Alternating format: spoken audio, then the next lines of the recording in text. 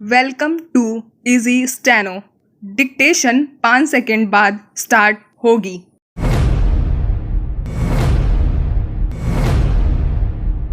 हाल में एक अध्ययन में यह सामने आया है कि ऊर्जा संबंधी मोर्चों पर भारत को नए संकट से दो चार होना पड़ सकता है।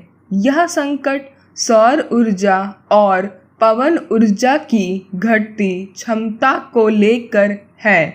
अध्ययन पुणे स्थित भारत उष्ण देशीय मौसम संस्थान के वैज्ञानिकों ने किया है। चिंता की बात ज़्यादा इसलिए है कि भारत ऊर्जा संकट की मार पहले ही से झेल रहा है। जीवाश्म ईंधन पर निर्भरता कम करने के लिए अक्षय ऊर्जा को प्राथमिकता दी जा रही है। ऐसे में अगर सौर और पवन ऊर्जा की क्षमता में कमी आती है तो गैर परंपरागत ऊर्जा को बढ़ावा देने की दिशा में जो प्रयास चल रहे हैं उन्हें धक्का लग सकता है।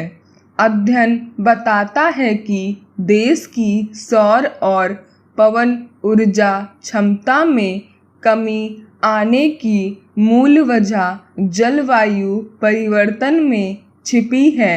यानी हमें जलवायु परिवर्तन की चुनौतियों से भी तेजी से निपटना है।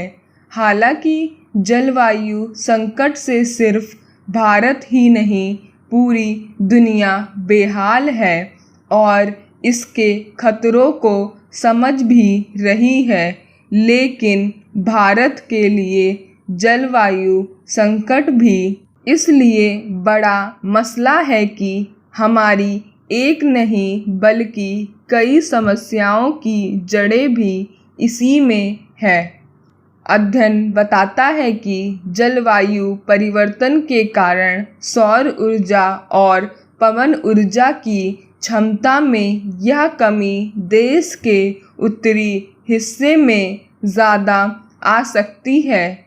इसका कारण उत्तर भारत में मौसमी बदलाव और हवा की गति कम रहना होगा।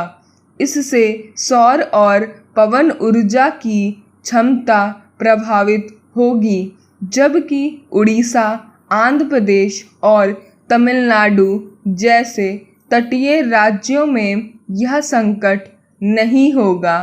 इन राज्यों में मौसमी हवाओं का प्रवाह अच्छा रहने की संभावना से पवन ऊर्जा की क्षमता बढ़ भी सकती है।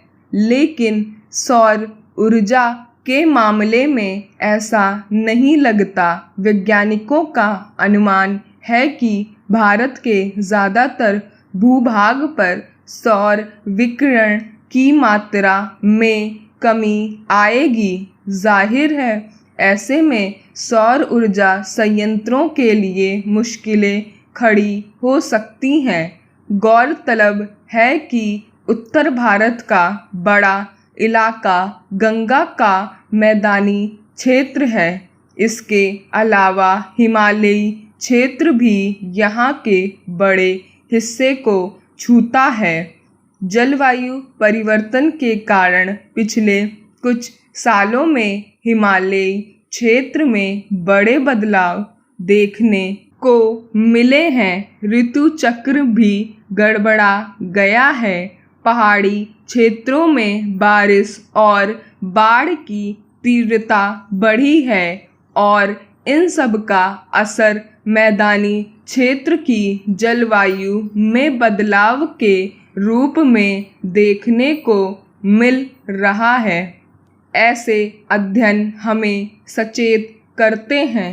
अगर जलवायु संकट हमारे लिए नई नई समस्याएं खड़ी कर रहा है तो हमें एक नहीं बल्कि दो मोर्चों पर काम करना पड़ेगा।